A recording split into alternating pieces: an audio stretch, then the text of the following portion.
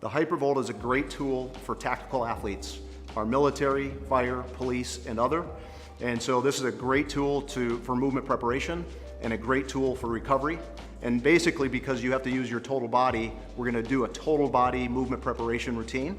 So we're gonna, on Eli, we're gonna have him do his gastrocnemius, so the whole calf muscle. We're gonna have him do the outside, starting at the upper hip flexor called the tensor fasciolata, down through the IT band.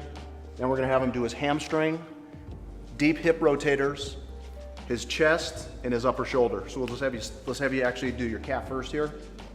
So what we're gonna have Eli do is cross his leg. We're gonna have him start on the inside of the calf muscle.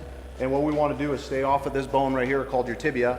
And as he's going through this, if he finds an area of tenderness, we're gonna ask him to hold that for 30 seconds to get it to relax.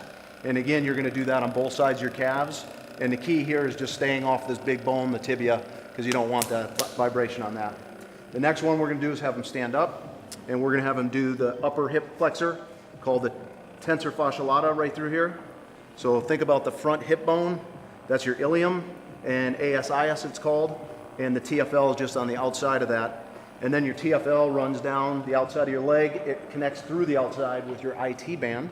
So we're gonna have him go through that area, both sides. Then we're gonna have him turn around, and we're gonna do his hamstring.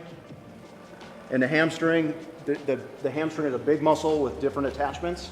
So we're gonna start on the outside, again, go down through the whole muscle belly, find areas that are tender, and hold those areas for 30 seconds. Then we're gonna go down the center of the hamstring. Same thing, you wanna go from the top through the bottom and find those areas that are tender. Then we're gonna go up into the hip rotator. And so this bone here is your ilium, and you wanna go down, there's a muscle here, like about the size of your 3 fingers, that attaches out from the hip joint back into here, and it's your piriformis. You wanna get deep into that muscle. And again, you're gonna do both sides. Then we're gonna have him sit down, and we're gonna switch now to the upper body. So we're gonna have him go into his pectoralis muscle. And the key on this, what you wanna do is, again, you wanna stay off of anything on the inside, your sternum. You wanna stay off of your clavicle. And you also wanna stay, you don't wanna go too far out into the deltoid muscle because your bicep tendon runs directly through there.